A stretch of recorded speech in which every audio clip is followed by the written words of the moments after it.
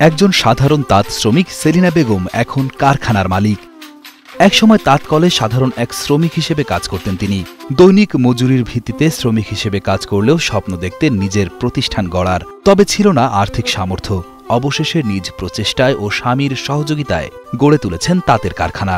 সেখান থেকে বর্তমানে সব খরচ বাদ দিয়ে বছরে 7 থেকে 8 লাখ টাকা আয় করেন এই নারী। প্রথমে অন্য জায়গায় কাজ করছি, কাজ করার পর থেকে মনে করেন একটা উদ্বোধন নিয়েছি যে নিজেদের একটা প্রতিষ্ঠান করব।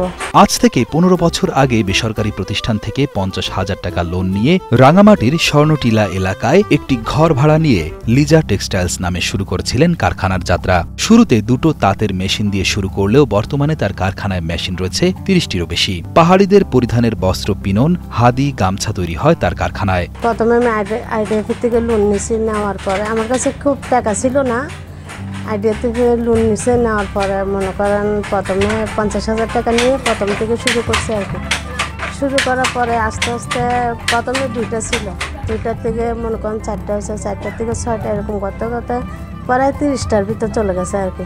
সেলিনার পরিশ্রম ও সততায় আজ তার কারখানা হয়ে উঠেছে এলাকার অন্যতম পরিচিত প্রতিষ্ঠান। নিজে স্বাবলম্বী হওয়ার পাশাপাশি অনেককে দিয়েছেন কর্মসংস্থানের সুযোগ। বর্তমানে তার কারখানায় কাজ করছেন প্রায় 30 জন নারী কারিগর, যারা এখানে কাজ করেই তাদের সংসার নিয়ে চলছেন সচ্ছলভাবে। এছাড়া সেলিনা বেগম শ্রমিকদের সঙ্গেও বন্ধুসুলভ আচরণ করেন বলে জানান এখানকার কর্মরত নারীরা। উনি আমার উস্তাদ, আমরা বিগত 2000 সাল থেকে একসঙ্গেই কাজ করতেছি। উনিও আমার মতো শ্রমিক ছিল।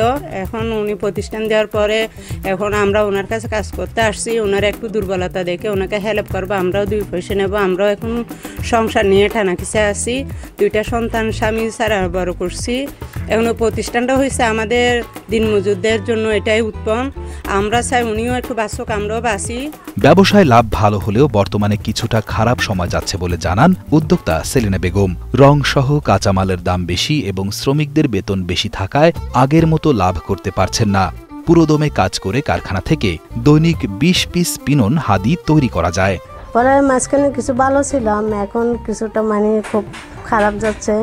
কারণ সব কিছুতে দরদাম, এখন সুতার দাম বাড়তি, আপনার রঙের দাম বাড়তি, কারিগরের বেতন বাড়তি, সব কিছু মিলে এখন কিছুটা কম আর কি, অনেক কম। এখন চলার একটু কষ্ট হচ্ছে আর কি। প্রতিষ্ঠান তৈরিতে দিনরাত পরিশ্রম করেছেন বলে জানান সেলিনা বেগম। পাননি কোনো সরকারি সহযোগিতা। তবে বর্তমানে তার প্রতিষ্ঠানটি আরো বড় পরিসরে করার জন্য সরকারের কাছে আর্থিক সহযোগিতা চান তিনি। খুব কষ্ট করে প্রতিষ্ঠানটা শুরু করছি। এখন চাচ্ছি যে সবাইকে নিয়ে মনে করেন একটু শান্তিতে সুখে থাকতে চাচ্ছি আর কি। সবাইকে নিয়ে যাতে আমরা একটা ভালো একটা প্রতিষ্ঠান, ভালো দিকে যাতে যাইতে পারতেছি, ওইটা একটা চেষ্টা আর কি।